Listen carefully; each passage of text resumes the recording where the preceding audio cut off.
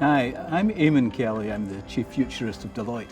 This is a very critical moment for human life and planet Earth, frankly. Some of the most fundamental dimensions of how we live in the planet together are changing. Obviously, technology is a huge driver of very significant change.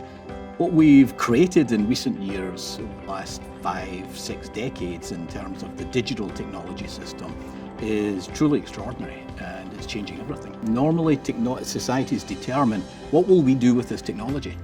The technologies are so powerful, they're changing the society even whether we intend it or not. And so if you look at the technological dimensions of this, technology's already created new worlds. It's created an informed world that is also characterized by massive misinformation. It's created a connected world that's also characterized by tremendous fragmentation. And it's now on the brink of creating 5 new worlds. I call the first one the inner world, where technology comes inside, mingles with life, and not just creates radical wellness and health opportunities, but actually enhances humanity for better and for worse.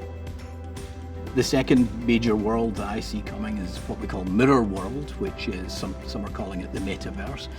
It's also the next generation of the Internet of Things, of digital twins. It's essentially a digital version of the physical world that enables us to activate change in the physical world remotely and participate, communicate, collaborate. The third world is Offworld, which is a lot of people, when they think about space, they think about billionaires and tourism, and those are important and they're funding a lot of innovation and discovery. The really important things, though, are space is probably where we're going to solve, at least partially, some of our energy challenges by capturing solar energy perhaps and transmitting it to Earth. It is absolutely where incredibly sophisticated new communication systems will be built. And what most people are not aware of yet is it's also where manufacturing is going to occur in the future. The fourth world is Warworld. War and technology have always gone hand in glove, and we can see that warfare has embraced and weaponized misinformation. That will continue and increase, likely. And we've also seen massive amounts of work to automate the warrior. Again, that will increase. Warworld could generate more peace and more security. It could also create more havoc, more societal discord, more violence, and it could have the effect of transferring casualties from the warrior, which is, great to protect the warrior. But if that means it transfers to the casualties to the civilian population, that's a bad outcome.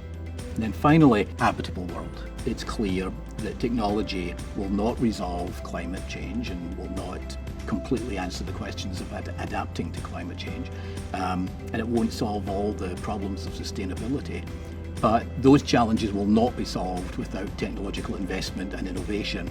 So these are the worlds that I think technology is generating for us just now. And they will, all of them, each of them be, many, many trillions of dollars within a decade.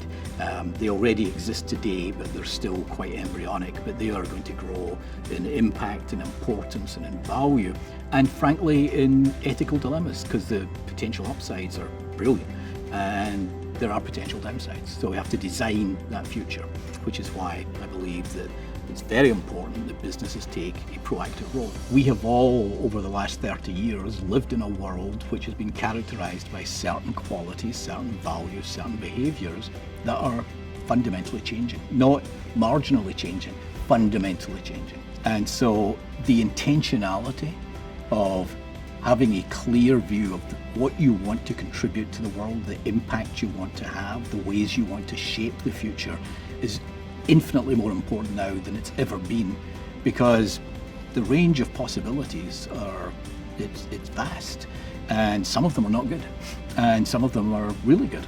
And the question, I think, for every leader now is, are we comfortable letting the future be determined by defaults, or do we want to determine the future by design?